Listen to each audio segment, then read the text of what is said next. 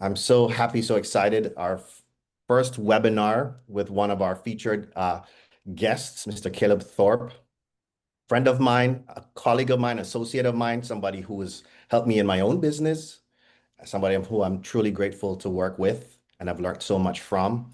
Caleb, I would love to ask you, would you tell us a little bit about yourself, like your background? What made you this person that was so into the creative space, so into branding, so into social and digital content creation?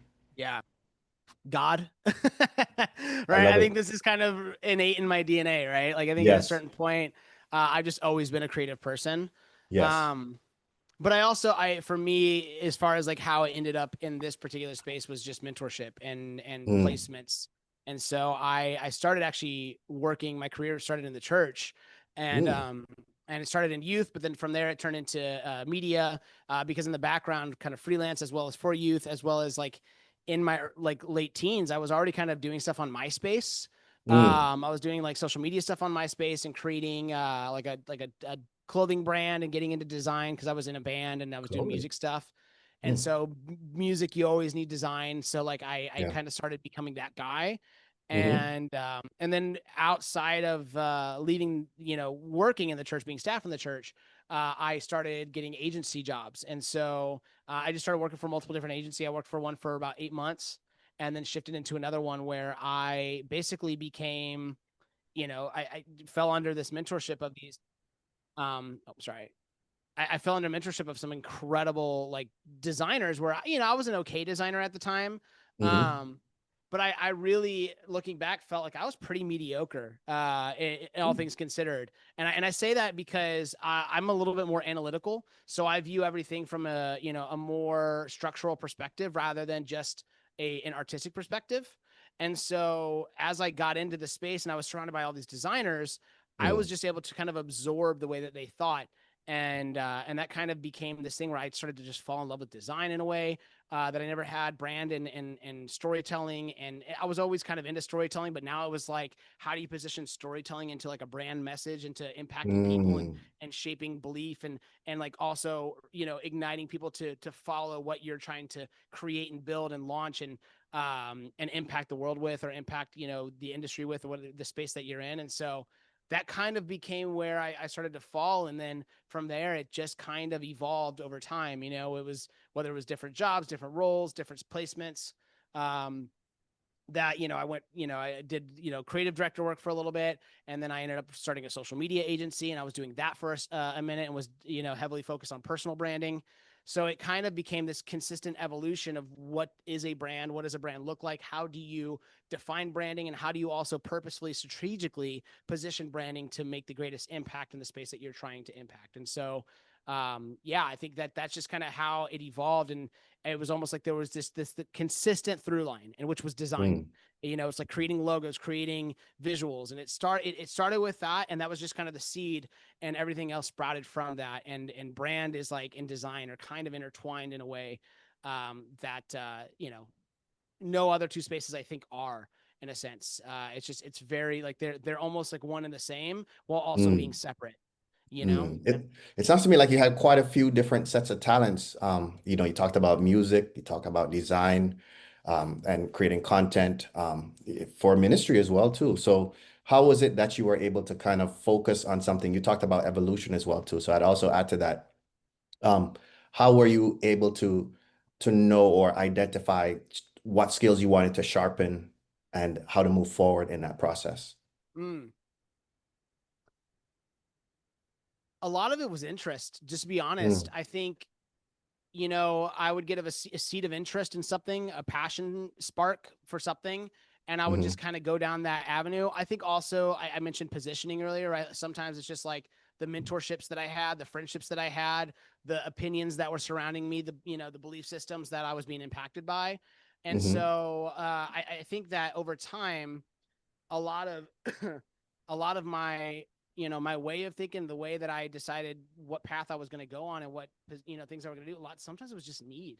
You know what I mean? Like I had maybe I had like a fraction of a skill set, and I was the guy that had that fraction of a skill set in the group. And so hey Caleb, you become that guy, right? Like you're that guy, right? And so that became a lot of like, when I started doing video, for example, I wasn't a video person until I had been doing design for maybe 4 or 5 years.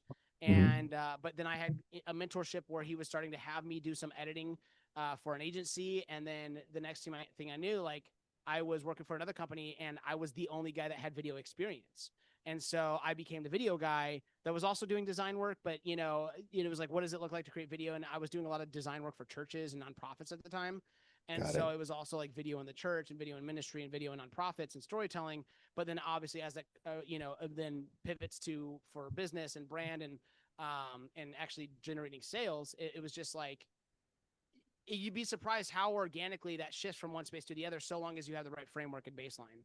And Awesome. so Yes. it was just like trying to figure out, how do I shape that baseline to like, okay, I built this skill over here. Now how do I apply it over here in a way that's practical and aligned with this? Because the way I did it here isn't completely aligned, but there's the pieces.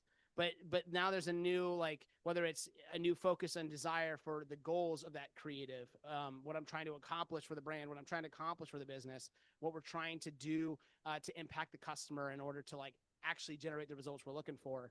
And so, yeah, I think a lot of it was just a seed of interest and then being in the right place, right time. But consistently putting myself in places that, that right place, right time happened organically, right? It wasn't just about luck. I was consistently putting myself out there in places that then eventually I ended up in a space where it was like, hey, we need this. You can do this. You do it. It became my focus. I evolved the skill set, and then it tied back into what I was doing at some point in my journey. It's great, Caleb. Well, I definitely know you're more than just talented at it. You're a professional and you've worked with quite a few clients over the years in different spaces. You mentioned something about branding goals, and one of the things we want to make sure that our audience, the viewers, get left with is clarity around branding goals, brand identity, and how to identify their target audience. Thanks to your help, in significant part, our company, our mission, our motto, our hook for this year is New Year, New Clarity. And so you helped us in my own company get clarity around how do we target certain individuals, get the right customers, build those right relationships, communicate the right message to the right people in the right way. And so tell us a little bit more about how a company should go about identifying branding goals and even what is branding, I would say. So branding goals and how do you really, and maybe first, how do you identify what is branding? What would you call branding? How would you describe it? Yeah. Well, the first most common mistake is that people think a brand is the logo, it's the business, it's the thing. A brand is a feeling. A brand is an experience, right? So we all have brand. All businesses have brand. Places have brand, and it's all what does somebody believe or feel about that Mhm. thing, right? Like my brand of Adrian is whatever I've experienced from you. What branding is the intentional creation of creative and storytelling and pulling of intentional ideas in order to shape what that brand is in somebody else. And so the process of branding is looking at it's not just about logos or fonts or colors and all that other good stuff. That those are just expressions. Those are just ways to say like that to create consistency. In fact, a logo oftentimes is misconstrued as it has to say something. It doesn't. And really more than anything, a logo's intent is to identify. And so it identifies with what is it that we're trying to say? What is our message? What makes us different? And everybody else in our space that is commoditizing and just sounds like the same message over and over. How are we different? Where do we see things differently? What do we disagree with in other places in the industry? What do we disagree with in other places in the world? And that we can kind of like make that a core of our message. The logo is the stickiness that pulls us to that. It's like with a personal brand, it's your face. With the business brand, it's the logo. And so like when it comes to understanding branding, and where I think a lot of people get it wrong is they just think that they just need it to look cleaner and look better. But it's also like, what are you doing organizationally to change? You know what I'm saying? Like a great example of this, I was talking to somebody about this earlier today, actually, is you look at Starbucks. And if you were to go to any Starbucks in the world anywhere, there's a high likelihood that you will have almost a very vastly similar experience, no matter what, where they're going to be high energy, chipper. They're going to have certain things they're going to say. And it's going to be like, oh my gosh, do they have caffeine IVs in there? Like, well, how are these people just consistently up there? But if you go to like a series of different McDonald's, you probably have vastly different experiences. Some might sound like they want to kill you, and others might be like they want to be your best friend, and you never really know. Or some just are, apathetic. And so like the reason that is because Starbucks isn't just about, hey, this is our brand and our visuals. They don't just have all that stuff. Their brand is in their DNA. It's in their core pillars. It's who they are, because a brand experience doesn't just happen in a video on social media or a website or a graphic. It happens in the phone calls that they have with customer service. It happens on the sales calls. It happens in every facet of your business. And where people get wrong, and where I usually start to like try to guide people in, is like, look, we're not just trying to impact your visuals. That's all part of the puzzle. But like, what makes it consistent across the board that the brand experience stays the same no matter where they have a touch point in your business. And so that's where like core pillars come in, and actually having like what we call like a brand essence, which is like this kind of abstract way of viewing your brand based on feeling and not about like visual rules. And so when it comes to actually building a brand, it's important that you have those foundational pieces that kind of drive your heart and your mission and desire for what you're trying to accomplish before you have everything else. Because a logo is only going to be an asset if everything else is in tune. Does that make sense? And so I think, that kind of becomes part of it. And I would say secondarily to that too, where a lot of people I think get branding wrong is they kind of just do this thing where they get a little bit, scared to be too different, right? To be too out of the box, right? Maybe I want to get everybody. I want to target everybody, right? We actually, one of our creative tenets in our business. So we have our core pillars. I have 3 core pillars, which is like, we say this is the heartbeat of our business. This is what we hire and fire by and guides our message. But we also have 3 creative tenets, which guide our creative process and are kind of derivatives of the core pillars. But one of those is fearless authenticity. Because oftentimes when it comes into your business and what you are trying to say and what you're trying to do and accomplish, so many founders, so many business owners, so many marketing executives get afraid. They don't want to, brush too many feathers. But the issue is that when you're not brushing feathers, you're also not like being a beacon for a certain type of person that is really probably going to love your brand and is going to be the best customer for you to have. And so I always say like the best branding is going to offend somebody. It's just going to. Wow. The most impactful, powerful branding is going to offend somebody somewhere. You can't help that, because if you make any sort of statement, somebody's not going to be happy. And hopefully, depending on where you stand on the spectrum, I have a client who's in like the aesthetics and wellness space, and she's oftentimes calling out malpractice and certain things that other doctors will do. Hopefully the people that she's brushing the feathers of are the malpractice doctors, are the people that are doing the bad things, right? The people that are, bad cookies, you know what I'm saying? Yeah. That's who she's offending. Good. Yeah. Right? Like good, because then everybody else who has experienced malpractice, who has experienced the bad things, they're the ones in the background like, yes, oh my gosh, somebody is saying it, right? And that's how you build not just customers, but you build fans that stay with your brand forever and who are like, no matter what, I'm never going to drink Pepsi because I'm always going to have a Coke in my hand. You see what I'm saying? And it's because it's more than just the flavor. Sometimes it's more than just what you get in the thing, in the product. It's about what it means. Got it. Man, that was powerful. I think we got a whole lot of quotes out of that one. There's going to be a whole lot of clips out of that one there. Caleb, love it. Really do. And then you talked about targeting, you talked a little bit about brand identity. You talked about your target audience and also who's not your target audience. So along those lines, how would you describe like an ideal buyer versus an ideal follower? And how do you clarify between the two? Are they the same? Are they different? How do you communicate to each or both? I mean, yeah, I think the way that I look at that question is the way I feel like a lot of questions that I get, which is, what is the goal? Like, what are we trying to accomplish?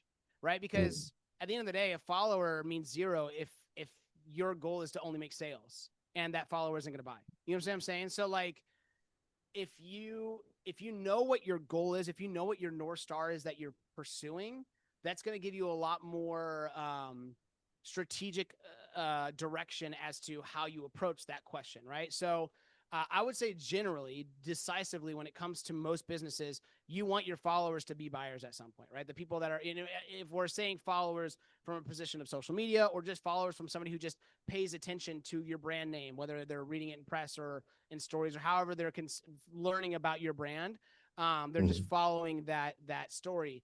And so, in that sense, it's like, you know, if you don't really care for the follower that isn't going to buy, then it doesn't matter to, to separate the two, right?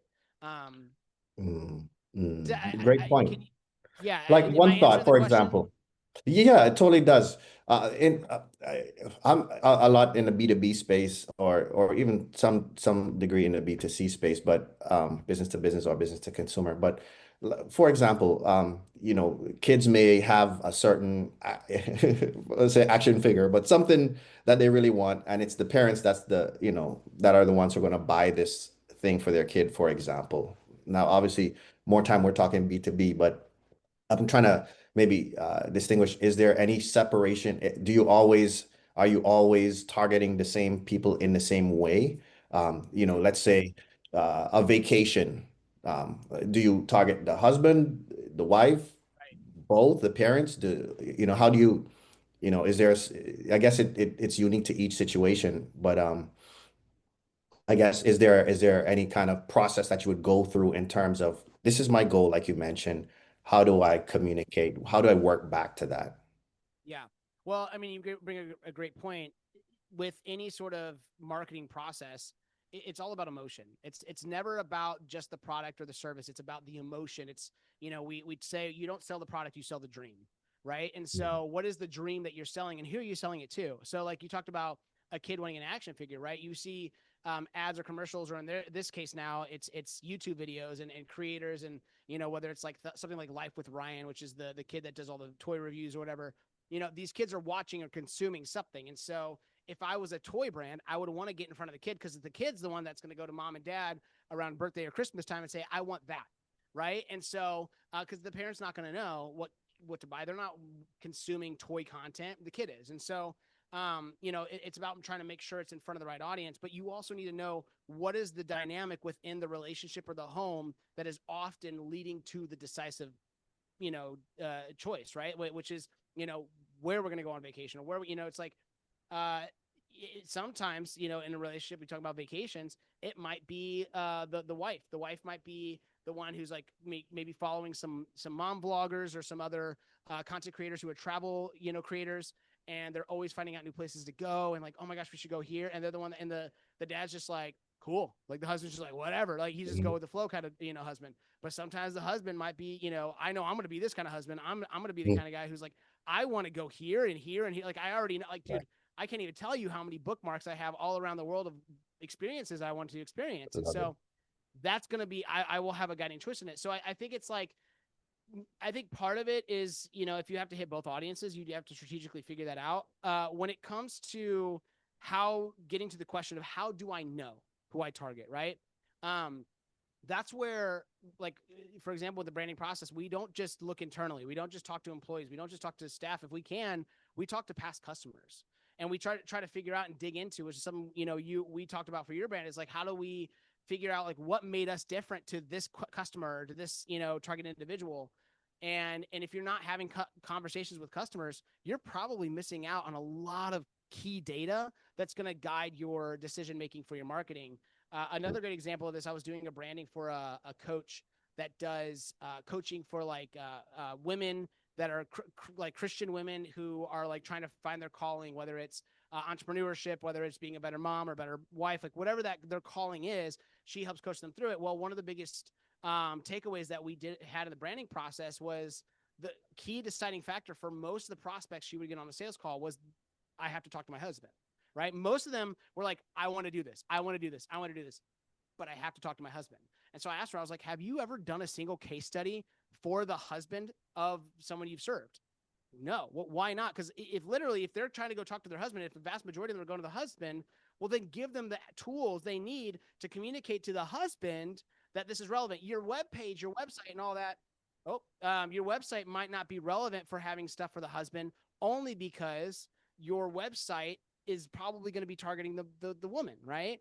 But at a certain point, they're going to need to talk to them. And so having that case study ready, whether it's PDF form or a video or something that you've made to like show this was the result experience for a husband of a woman that was in my program, right? Like, cause that was something that was happening. She's like, oh my gosh, yeah, I remember I talked to a guy and he was like, she's so different. My wife has like done this and like it's been amazing. Whatever. It's like it reinvigorated the marriage. It's been incredible. And so like that story needs to be captured, because at some point when the woman goes to her husband, he's gonna want to hear that story is going to impact him and make him be like, I've been waiting for that from you for a while, right? Like he might have that emotional response. And so anything that you do in business or marketing, if you're trying to just target people, but you don't actually know what's emotionally resonating with them, you're often just going to be spinning backwards. Cause it's like, look, at the end of the day, data is only as good as the accuracy to it. And if you're not talking to the people you're serving,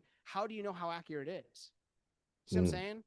It's great. It's great. And bring up a great point. One of my next questions to you was talking about messaging mismatch, and then how does that happen? How do we fix it? Which I think you've touched on already to some degree. And then communicating about like consistency and trust. What are some of you mentioned pillars or core pillars internally within an organization?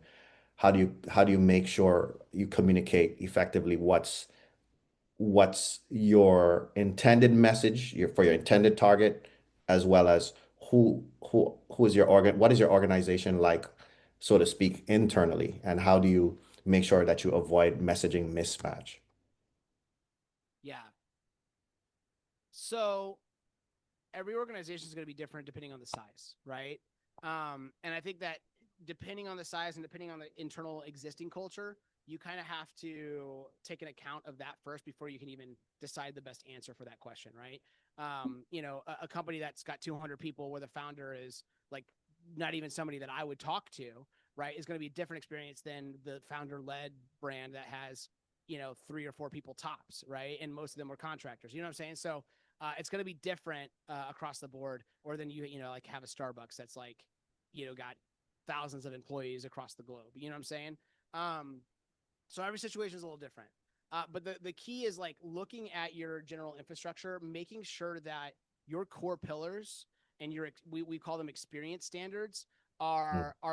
are ingrained in like the process of whether it's onboarding and training and everything that you do in order for your client, your employees to get the message and to get the memo. You got to make sure that there is some intentional processes in place that they know that. And then there also has to be like an accountability system in place as well. So if somebody isn't falling in line with that, what does accountability look like? And how do we shape that? Because not everybody's going to come in and be good at it right out the gate. You know what I'm saying? Some people are going to take a little bit of time to get. I guarantee there's some Starbucks employees that come in and they're a little bit too shy. They're a little bit, conservative. They're a little bit, lacking confidence. And so before they're willing to like open up, they might just need someone there that's just encouraging them. That maybe they're, you know what I mean? I love, you look at Gary Vaynerchuk and his company, they have their HR, and now I'm actually spacing on it. I think it's called their heart, their chief heart officer. That's right. The head of Yeah, HR is a CHO, love that. chief heart officer, because for him, HR and how he runs his operation, the key thing for him is like, he loves his people. He cares about his people deeply. And so he doesn't want his HR to be this like cold, corporate-y, like hire and fire, like, sharp edge sword. Like, no. He wants it to be somebody that like genuinely cares about the people. And if you have to fire somebody, it's like, how can we still set them up for success? And that's just ingrained in his culture. So I think another key thing here too, and just kind of like leaning off of the Gary V example, is like, as a founder, you'd be surprised. You like, don't misplace how much impact you have on your culture. The way you treat people, the way you talk to individuals, the way your leaders will, the way you've hired early on to create your leadership, like these like things that are ingrained in who you are and who they are and how you've hired and chosen culturally who you want to have, like that's going to have an impact on your culture. And so like, I think also a big part of that is once you've defined what your core pillars are, once you've defined what your key experience standards are, like I said this earlier, you got to hire and fire by them. So your Mm. core pillars, if someone is like disaligned with who you are as a company, why would you hire them? Because the reality is one bad egg in the bunch can actually spoil the entire experience. Because I actually, a great example of this. I have a client right now who there's an employee that they've been struggling with, because this employee is key for certain things in Mhm. their business, but also the moment that person walks in the business, the entire staff just like because they bring the energy down. They bring down the vibe. They're always negative. They're always, you know what I'm saying? And I'm like, you need to fire that person. Well, they only do this. I'm like, then you need to find somebody to do the thing that they're doing. And you need to fire that person because that person is affecting your culture. It's affecting everything in your space. And clearly it's not aligned with who you are. And that is going to affect astronomically. Number one, some amazing employee that maybe just doesn't want to work there anymore because of this person, right? Or it might just affect the way that people feel consistently, which affects how they perform. And we've seen that over and over within businesses. So if you don't define what your core pillars are, what matters to you and how you run your business, and the culture that's gonna shape over time, if you haven't defined that, then you don't know how to choose your people correctly. You won't know how to fire your people correctly, and you're just going to fire and hire based on skill set alone, and that's not the best way to go. Skill set's great, but if you want to have the biggest thriving businesses, you need to be locked in on those things. And then from there, it's just making sure that you have them integrated in the hiring process and the onboarding process and the evaluation process and the, accountability process. And you figure out what are some of the strategic, having a chief art officer is such an innovative approach to how do we make sure that this department is all about caring and loving our people, not just hiring and firing people. And so, and that's just because that's who Gary is. So naturally, he's like, how do I innovatively shape this department that typically is known for being the department nobody wants to deal with? And now it's like everybody's favorite department. Love it. Love it. Love it, You know what I'm Caleb. saying? Really good, really good. So it's more than just a message that's being communicated. It's an authentic way of being that gets expressed throughout your entire company. So your brand can't, you're unlikely to mismatch your brand to your identity if that authenticity flows directly from internal inside the organization out to the messaging through the people that are in your organization as well. Absolutely. Wow. It's very powerful because, like you said before, it's more than just a logo. It's more than just something you just put up there and just hope it sticks type of deal. There's a lot of Absolutely. intention, but also expression, it sounds like as well too. So, I love eh, the comment here. I don't know if yeah. I'm saying his name right. Nazif said, instead of a head count, it should be a heart count. I love that. Oh, I love that. I I love love that that. so Yeah. much. Yeah. Yeah. Yeah. It's a great point. Yeah. Business, one of the goals in Cloud 77 is to transform the way the world does business, meaning we want to bring not just authenticity to this space, but we want to bring a kind of appreciation of people. You know what I'm Mm, saying? Kind of like that Gary V idea that you said. It's not just about people as numbers. It's about people as people. You absolutely. know, as a Christian, I'd say every person's made in the image of God, right? So that's a little glimpse of God right there. That's another glimpse of God right there. So Mm, how do I recognize that person, honor that person, not just as somebody that's doing work for yeah. me, not just man hours assigned to a certain task, but a little reflection of the image of God. And so I get what you're saying. That communicates in how we do business. It will communicate hopefully in how uh, whatever business, whatever their values are, it gets expressed through through the actual content as well as how they interact with those clients and customers as well. Absolutely. Um, with that being said, how do you turn your story into a sales tool? How, you don't want to make it cheesy, right? You don't want to create some phony story, right? You don't want to just make up something that just sells, but like you're saying, it has to be authentic to who you are, especially nowadays. I would say there's maybe one or two generations behind me now, and I think the younger generation is that much more quick at picking up phony or inauthentic, or they Yeah. want real. You know what I mean? So how do we communicate that authenticity and whatever story there is to tell, how do we communicate that story? And I'm sure it's unique to each company, but what would that process look like? Should somebody hire you, for example? Yeah. So you're right. It is different for everybody. And when I think about cringy or think about something cheesy, right? Hmm. Oftentimes it feels like it's because it feels forced or it feels like it's showboating, right? Hmm. Hmm. If you have to tell them, you might be failing. It's better to show them. There's this idea within storytelling in general. It's show don't tell. Mm-hmm. Whether you're writing a book, whether you're creating a movie, show, don't tell. And it's when you tell, it's when you get, within a narrative,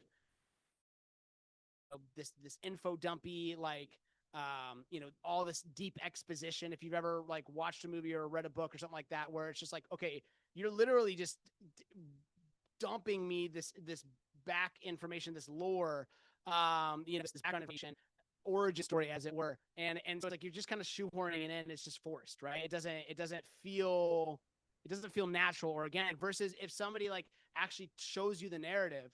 I'll give you a great example of this. I'm a little bit of a nerd. I'm watching an anime right now, and they actually not right now, but like I've been watching this anime, and in the anime, they had like 3 episodes that were suddenly just a flashback to a certain person's story, and I was like, this is emotionally hitting me. Like I'm actually emotionally like but if they just told me what happened to this character, it'd be one Mm-hmm. thing, but showing me hit me emotionally. The same thing is with like if you're saying like, hey, I care about people, like, hey, I care about people, I care about people. Don't say it, show it. Find a way to show it within what you do and how you do things, right? It's the same thing if somebody in a relationship is all talk and no action. You're gonna be like, that they're all talk, right? And I think that's where the cheesiness comes, is when you genuinely, you talk about authenticity, aren't being authentic, right? And that's maybe because of a lack of self-awareness sometimes. Maybe it's just because who you want people to see isn't who you actually are. So for an example, for myself, like I've learned this a long time ago. Like I'm different than most people in the way that I approach business, and that like I'm a little eccentric, I'm a little high energy and goofy and stuff like that. And if I just try to lean into being more serious so that I can get the clients that have a lot of money and like the suit and tie kind of client, it's just not going to work out the best, because that's just not who I am. In fact, I'm very like, I had somebody at some point, actually a couple of years ago, who was like, hey, I have the perfect client for you. It could be like 20, 30K a month. And I was like, that'd be great. They're like, the only thing is when I introduce you, you might want to like dress up a little bit more, wear a suit and tie. And I'm like, no, thank you. What? That's 20, 30 Yeah. grand. Like, I'm like, I get Mm-hmm. it. That's fine. Mm-hmm. That's not the client for me. If I have to change who I am in order to work for them, we're already not going to be a fit. And so like, and I'm not to say that there isn't times where you can't like dress yourself up like it's a marketing strategy in order to fit into the gap. But for me, one of my core pillars is that degree of authenticity. Some people that doesn't matter as much for them, right? Some people it's not about just being deeply authentic. For me, it does matter. For me and my brand and how I operate, it does matter, because it is one of my core pillars. And so if it's one of my core pillars, then it's part of my DNA. And if I go against that, it's going to make nightmare client relationships. It's also going to make me unhappy as a founder. And it's also going to mean that throughout the organization, I'm going to create something that just doesn't match with who I am or what I can actually grow and scale. And so other companies, they're not going to care as much about that. And that's not going to be in their core pillars. And they might dress up to get the gig, and that's fine. And so I think it's just, when we talk about authenticity, it has to be genuine. It can't just be this sort of like manufactured authenticity because we want to be something. No, who are you actually? What are your value sets? What do you really believe in? Like at your core, what do you really believe? Because believe it or not, it's going to impact your business. It's going to impact your organization. And if you say something that is not who you are, people are going to see it and they're just going to sniff out BS, and they're going to be like, that's all right, whatever. And I'll give you, oh my gosh. Oh my gosh. I worked for an agency when I was 23, and they used to talk so much about like people over profit and all these other things like that were all about like it's not business, it's personal. Like that was one of their core pillars. When I was being wrongly fired, by the way, uh, all 3 partners were there, and one of them was checking his emails while I was being fired. And I was Oh. like, are you kidding me? Which I was already being wrongly fired. And I was like, I had been, one of the guys even said, you are a complete alignment of my culture and you're doing good, but like you did this thing or whatever. And I was like, but that thing, like that doesn't actually, that's not a rule. That's not a hard rule. And I was just, so I was just being wrongly terminated while this guy was checking his email. Sure enough, that same guy is the only partner that exists left in that business, because the other 2 guys, one got burned and the other one left because they realized how toxic he was. And the reality is that it was because their core pillars and their business and their culture and all that stuff, what they actually were saying they wanted wasn't who they actually were. And well, maybe a couple of the guys were. Those are the ones that are gone. But the one that was there, and that was kind of like, he was like the head partner in a sense. he's the one that like he I don't know if narcissist is the right word, but like he was not a good human being. He was very fake, very inauthentic in how he actually operated. And it showed in that moment where I was like, wow, who you say you are and what you are is totally different. And half of the employees left that business because they realized and agreed the same thing. Like this isn't what I signed up for. Right. Right. Because That's and that'll happen. So you'll lose key people, you lose good people, you lose good clients because eventually they'll suss out the truth. They might at first be sipping the Kool-Aid, but at a certain point they're going to start getting that bitter taste in the back end, and they'll be like, hold on, something is wrong with this Kool-Aid. This doesn't is add not up. Kool-Aid. Someone spiked Mm. it. You know what I'm saying? Like it's not right. And so that's when it Love it. starts to happen. So that's Mm. where I come back to. You have to be self-aware. And whenever you're building your brand, whenever you're designing what you're going to do, like as an organization, as a founder, as a team, you have to have that self-awareness, because if you don't, like, look, at the end of the day, it's going back to what I originally said. If you're going to offend some people, and that's okay. If you are a little bit more like, hey, I just want sales, I just want money. Some people are like that. Some people are like, I mean, I care about people, but like, this is business. And so, like, and some people separate that. And that's, you know what I mean? Like, agree or disagree with that. That is how Yeah. some people are. And guess what? There's a lot of other people like that think the same way, and they will be glad to work for you. And you'll have clients who are like in the same way. They're like, I like somebody who's just about business because they're just going to make sure that they get the job done. And like, they'll have a similar mindset, and that's okay. And other people might think a different way, where they're like, hey, I want someone who actually cares about us and who's going to be honest with us and who like isn't going to just toss us when they get a better client. You know what I mean? And so like that's, you got to just pick pick and choose what fits best with who you are. But if you don't know who you are, you're kind of just going to be kind of chasing, you're going to throwing spaghetti at the wall. You're going to be chasing, your tail and trying to like, you know, that's when it comes to storytelling. You know what I mean? You're going to feel cheesy. You're going to feel fake because you are. Wow. Okay, Caleb. You know what I Thank mean? you. Thank you. Very powerful. No, you get it. I get it. I get it. I get it. That expression of who you are and what you're doing is so important.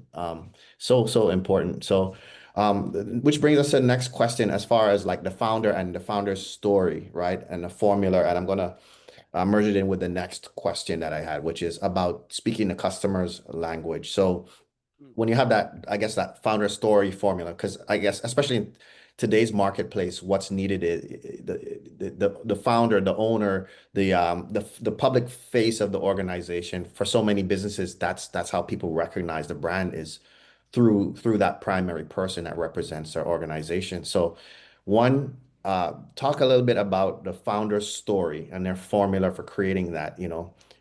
How do they help people so that you can do this? But also in terms of like speaking the language, going after the introduction, your ongoing communication with your customer. Um, how do you go about formulating that? What would that process look like? Are we talking, I guess, specifically if we're going to have like a founder led brand?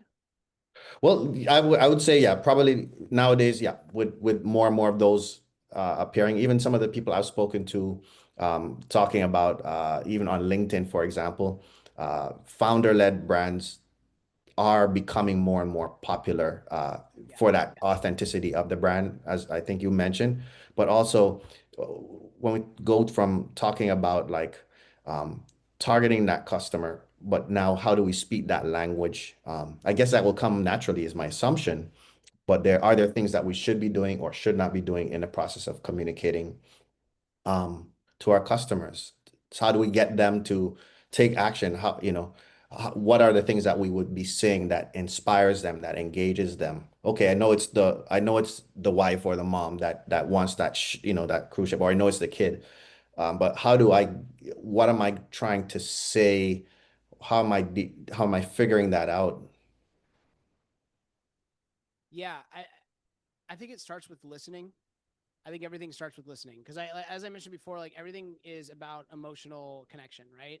Mhm. People don't buy outside of any other reason than emotion, right? That's the core motivator for every purchasing decision is emotion. And so if we don't know what's triggering emotions, it's going to be very hard to connect with somebody. And you can't know what triggers somebody unless you're listening.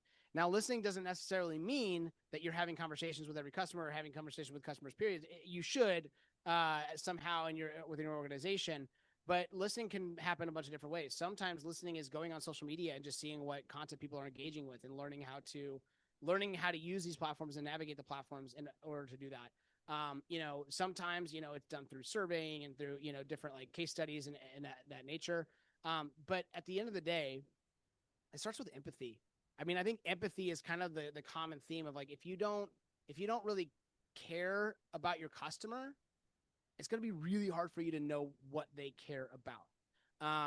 Now, are there ways to kind of be heartless and still understand? Yeah, there are. That's just not how I operate, but there are ways to do that. You know what I mean? I remember I've had, other designers that I've come across and other, brand creatives that I've come across that have a pretty like weird view on the customer.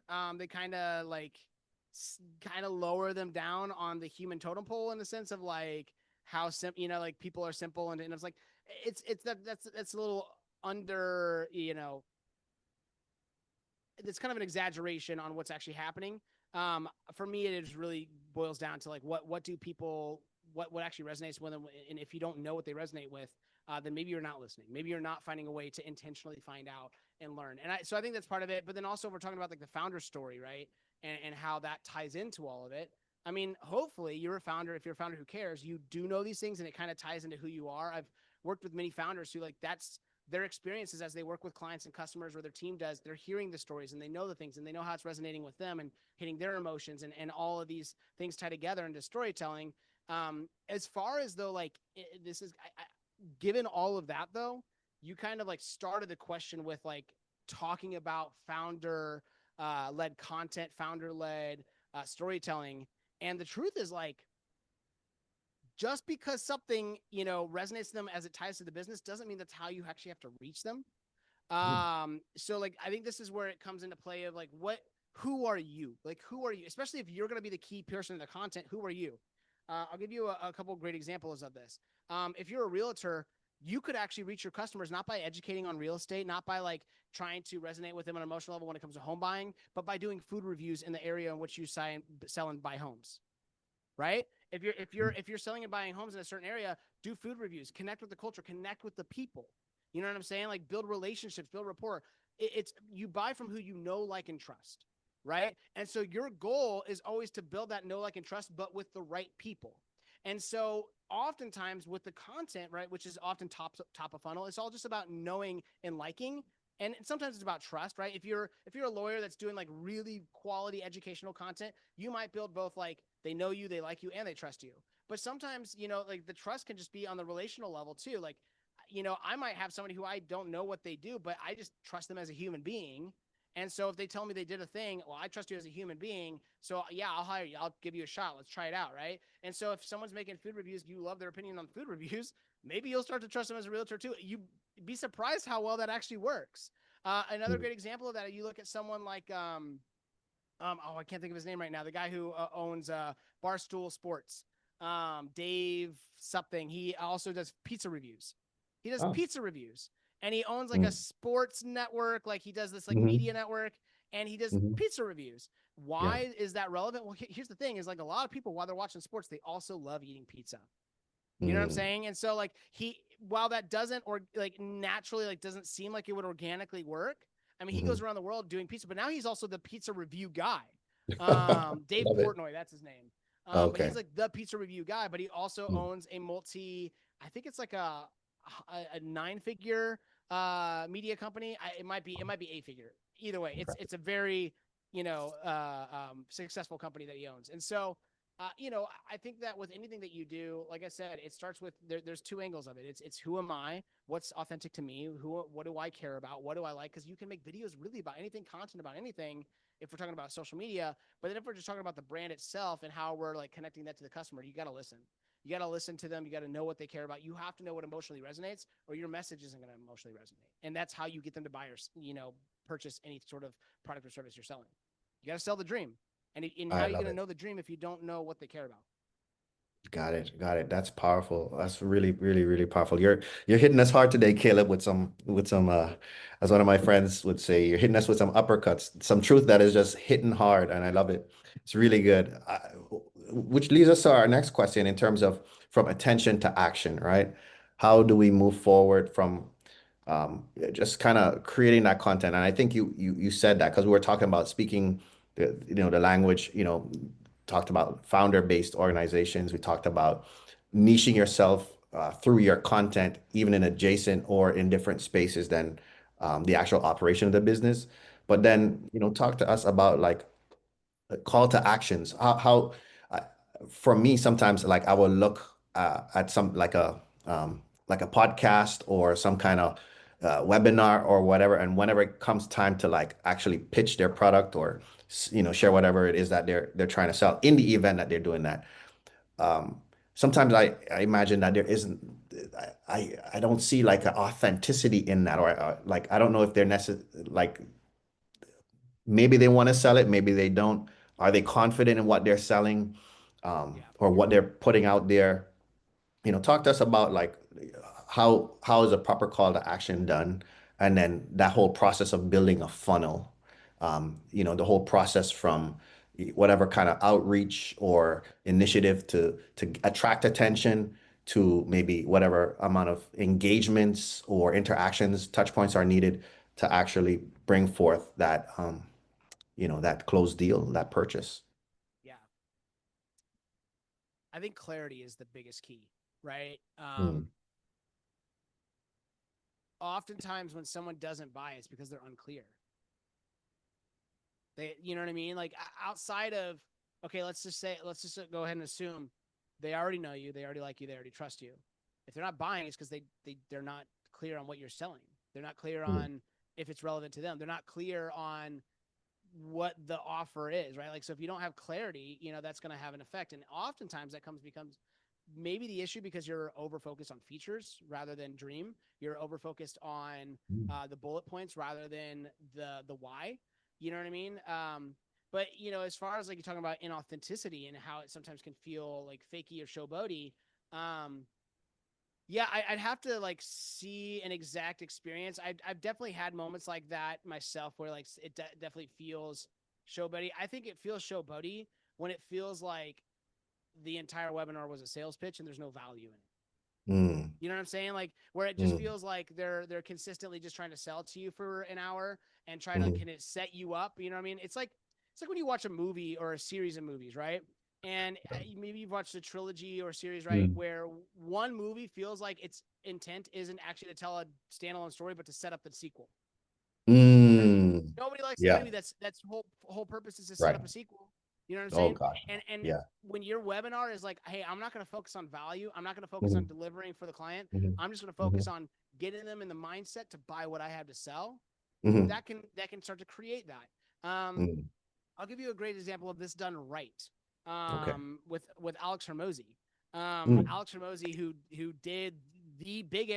has done the biggest sales webinars in the world. Like, and that's not an exaggeration. Like, I'm pretty sure I can't remember how much he had on that first Zoom call that he did to sell his book, and it was like hundreds of thousands of people.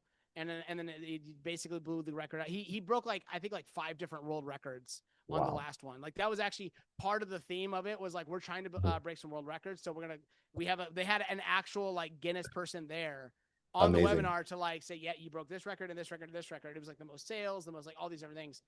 Wow. And for Alex, like his whole thing was, look, you're on this webinar, you're gonna get a ton of value from it for free. If Yeah. you don't come here or buy anything, you Yeah. will walk away with an immense amount of value. However, Hmm. I am definitely selling something, and I will Hmm. talk about that later.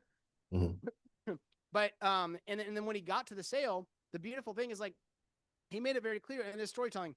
I'm a sales guy. I'm a business guy. I care about money, right? And so Hmm. like when he went to sell it, he almost did something that was almost a little bit like infomercially, but it Uh-huh. was funny because it was him and he made it very clear like that's who he is. Yeah. You know He's what I totally mean? And that so way. he like Mhm. leaned into it. You know what I mean? So then he was actually offering, making an offer of some sort. He goes, "This is how much it's worth," which means I think he's made some sort of joke like it's $10,000 for this whole thing. But wait, if I wanted to, I could sell it to you for $10,000. But today, you're not getting it for $10,000. You're getting it for $5,000. He goes, actually, but wait. I'm going to make the deal even better because today, and he added some more like filler stuff in there. I'm giving you the bullet points, but then he's like, I'm going to give it to you for $2,000. He's like, not $10,000, not $5,000, for $2,000. And then he kept going down. Funny thing was, this was actually a completely free product he was giving away on the webinar. And so by the end, he goes like, you're not getting it today for 10,000, not for 5,000, not for 2,000, not even for 500. I'm giving it to you for free. And so it was like this whole thing. But then he did have stuff he was selling. In fact, he became in one day the best selling. I think he sold more pre-orders of a book than had ever been sold before. That was what it was. That was one of the records he broke. And so, you know, it worked in his video. They made, I think, I can't remember if it was, I think it was multiple 8 figures from that one webinar where they gave away something that actually was probably arguably worth what he said, $10,000+. And it was because it was a deep level of education based on case studies and all these other things that he had done with other $10 million+ businesses. And so like he spent all this time building this, giving it away for free. And so it's like when you have people out there that are giving away so much for free and you're like, you're sitting here on this webinar and you're just sales pitching me for like an hour and then you're selling me like that, just, you know what I mean? So I think when it comes to like, how do you do a call to action? Number one is clarity. Number two is make sure that you're doing your due diligence to like set up for when that pitch comes, that they don't feel like they've just been being sold the entire time. Yeah, You know that's what a I mean? great points. Yeah, totally. It's interesting you brought up Alex Hormozy, and if I remember correctly, before he opened up his line of gyms, he had like he was doing business consulting, right? If I remember correctly, he was doing business consulting, and then or at least I remember it was something his dad wanted him to do, and then he decided like he wants to do, open up a gym, and Yeah. then he connected with a whole bunch of gym owners and then learned a lot from them really quickly and then was able to like, I guess, franchise or license out um, his franchise of gyms. If Yeah. I that kind of this the story kind of that's how I remember it, but it seems to me as though he had a background, so he was consistently in that business space over that period of time understanding, business operations, marketing, sales, all of that. And then he seemed to be really efficient about like gathering information, finding the right people. And then so it seems as though he's honed his craft over an extended period of time.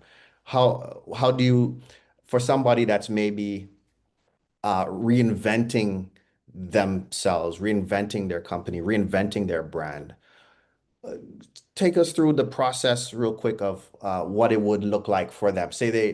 Let's say somebody was, they're a former police officer and they want to open up a bakery, right? They love baking and things like that. What would maybe one quick scenario or process of how could somebody use whatever things they like or background, they have to bring it into this thing, kind of like that pizza guy or Alex or Mosey, their background seems to have informed how they do their business now. And how would you communicate that to make it sell, if that's what they're looking for, of course. Yeah. I mean,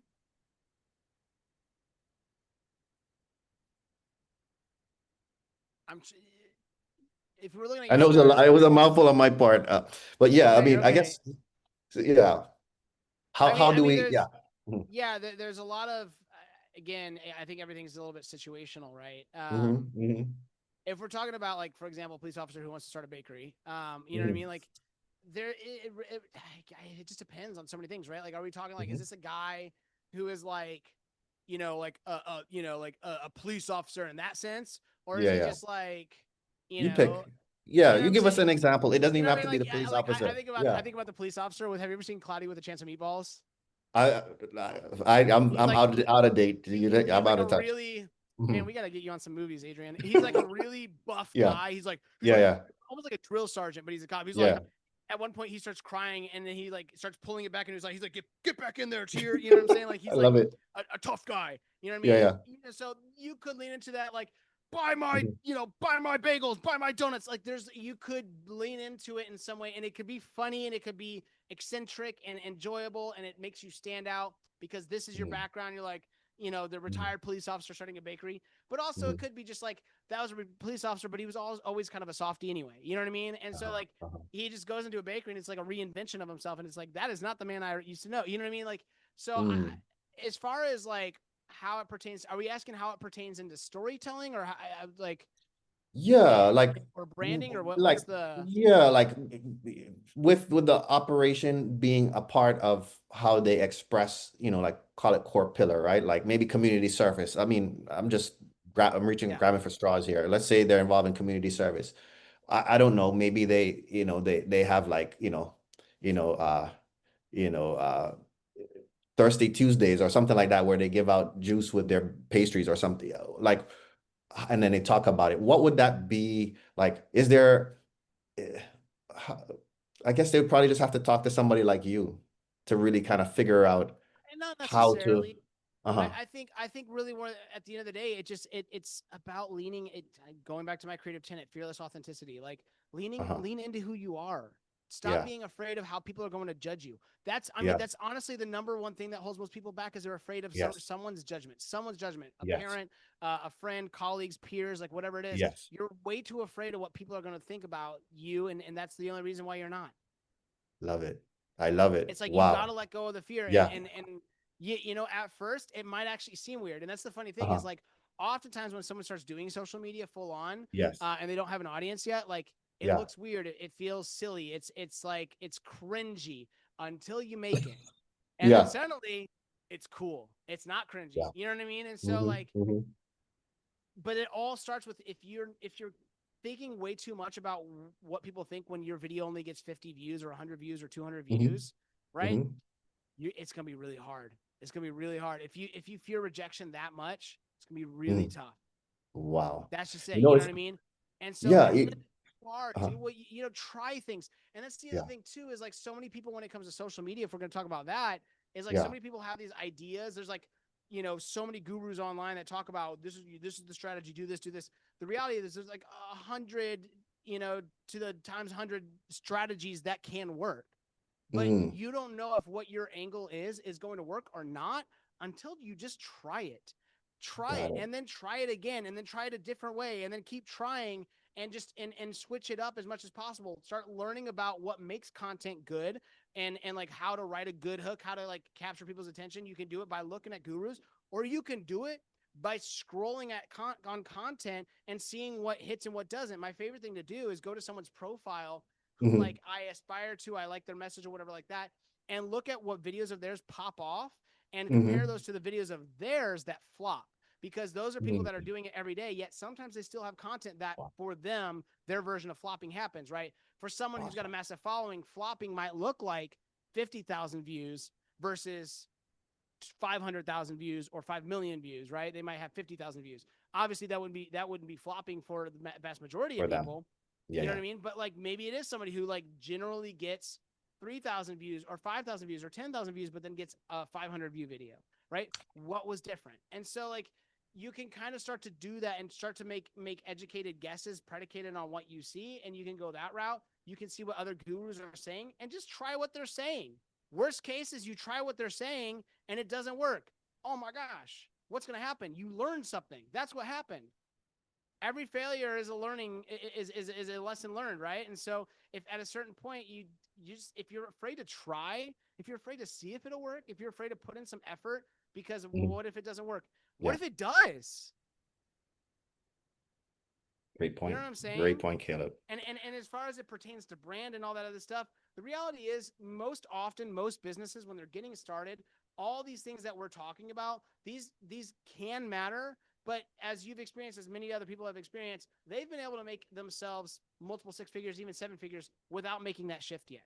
It's because it's business. It's just businesses Hmm. at the end of the day. Like sometimes just people naturally, organically, they have something people want, desire, and they're going to buy it. And so that therefore it works. Or they're just really good at what they do. And so they get a lot of referrals, right? And so that happens. But at the same time, at a certain point, it becomes beneficial if you're wanting to scale, if you're wanting to grow.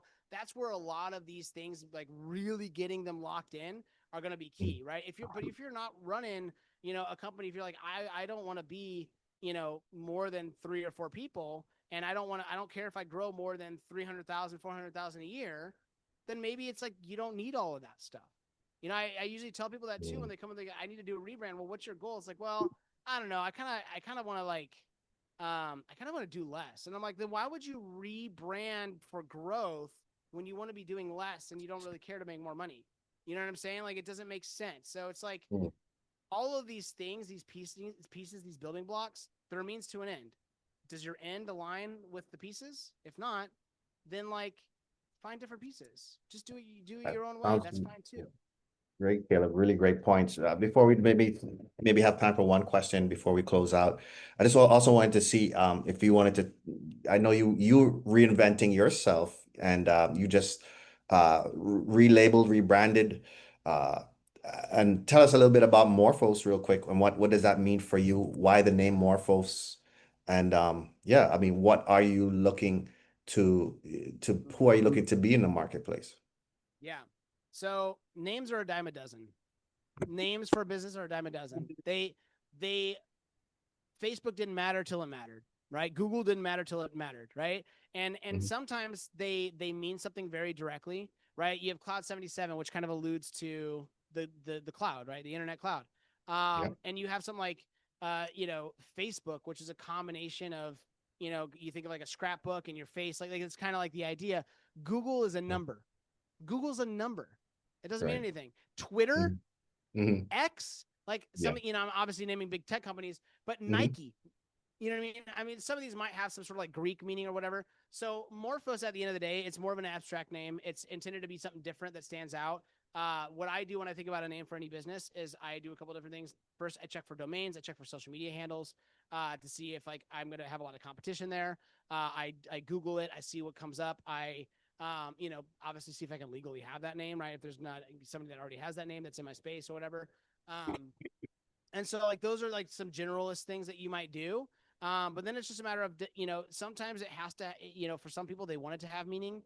A lot of it depends on the founder. For me, I've consistently learned that the name doesn't really matter until it does. And so I just wanted a name that was different, that sounded cool. I liked it on my tongue. Morphos. Morph is also like to morph, to shift, to mold, right? And so it kind of works in that space. And so I think if people also understand that like the name doesn't matter as much as they probably think it does, there's a lot of stress that kind of gets off your shoulders when you get so over focused on the name. It kind of can be inundating, and I've seen it like completely.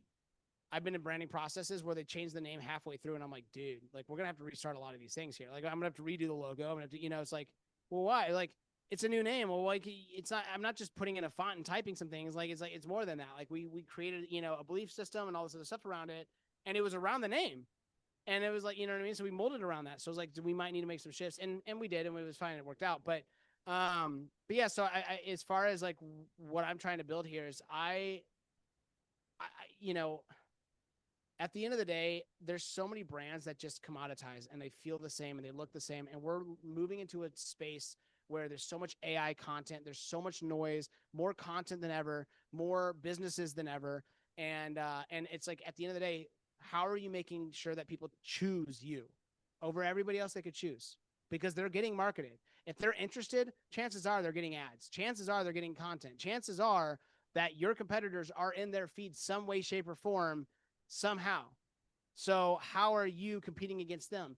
And for me, I really believe in, like I said, I talk about fearless authenticity, being yourself, being different.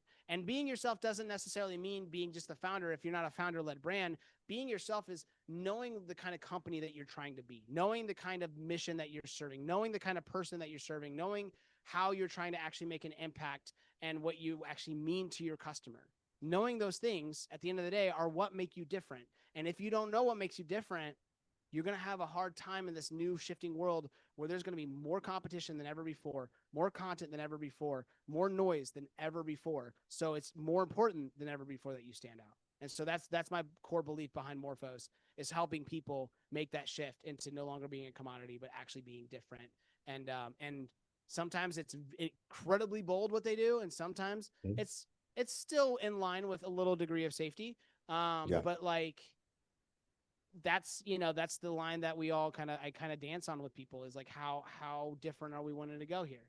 I'll give you one quick example of that. A mutual friend of ours, a mortgage lender, you're going to see his rebrand next week. Mm. Because and with that, we actually, a lot of times in the mortgage space, you see a lot of blues and a lot of those kind of like banky colors. We Mhm. wanted to do something very different. He's a very warm, trustworthy individual, and he also he hates the fact that the mortgage process is very boring and arduous for a lot of people.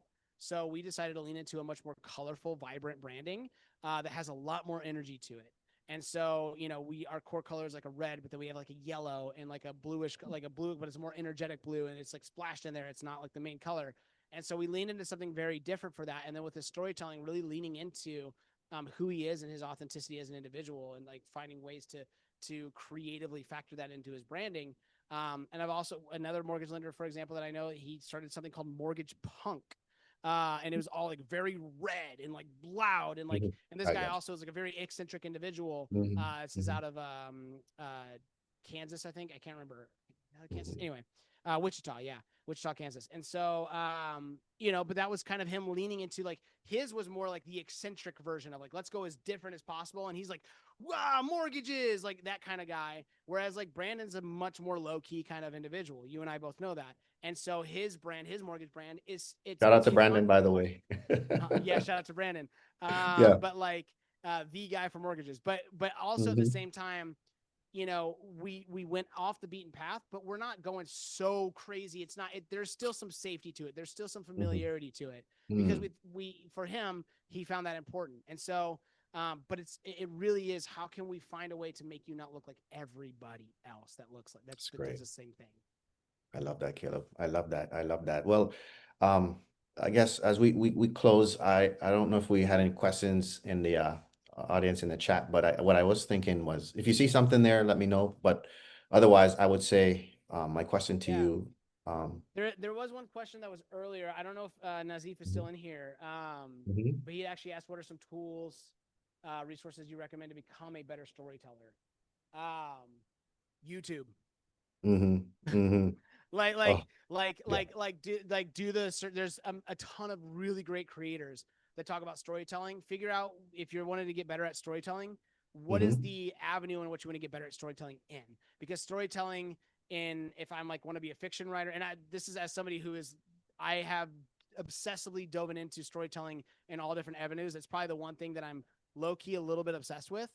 Mhm. So like I actually do write fiction as a hobby, and so like I obsessively go into like how to be a better fiction writer. It's different than how to be a better storyteller for brands. It's different than how to be a better storyteller in a social media video, right? Like these are all different, verticals for storytelling. There are very consistent themes you'll see, but the application of those themes is different. So I would say like try to find a YouTube creator that focuses on the vertical of storytelling you're interested in being better at, and go that route. And then also like if you just even like I'm a very big believer, and if you don't know where to find something, use AI. AI will tell you. It's incredible what you can discover. I actually, for that kind of research, prefer something like GenSpark. A lot of people like ChatGPT. That's fine too. But like, hey, tell it exactly what it is you wanted to do, the skill you wanted to develop, how it is you wanted to develop it, and then ask them to like point to the best resources and say like, what would be the best place to get resources? Be it YouTube, books, courses, whatever, and then find me the best ones of each of those categories that I can start that process. I've done that numerous times. I did that actually. I decided to reinvigorate some of my branding, like passion, and so I actually just bought like $400 worth of books in the branding space, Mhm. and which includes that big book here, Oh, yeah. top by the way. You Mhm. ever buy a book that's like, Huge. this is huge?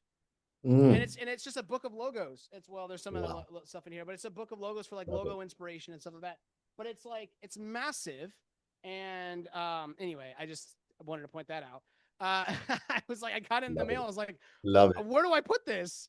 I don't know. Anyway, I think it's like a tabletop book, but whatever. The thing Good. is like, I wanted to go into it, and so but I didn't know what books to buy. I didn't know what books were Mhm. actually going to be good or bring me value. So I started the research process, and I Mhm.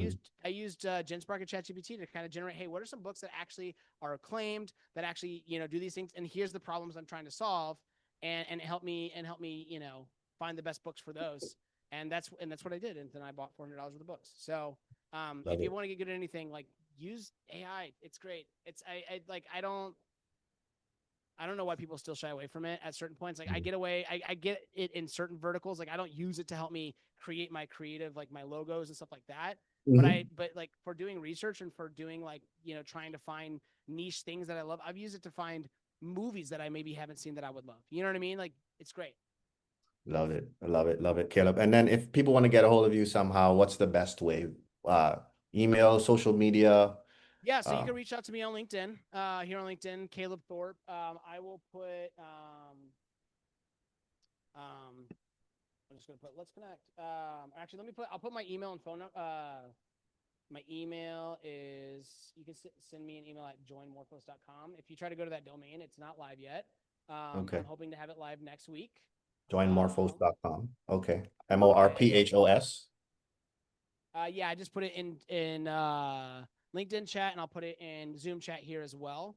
Awesome. Um, you can email me. You can find me on social media. I'm on every platform. I'm most active on Instagram.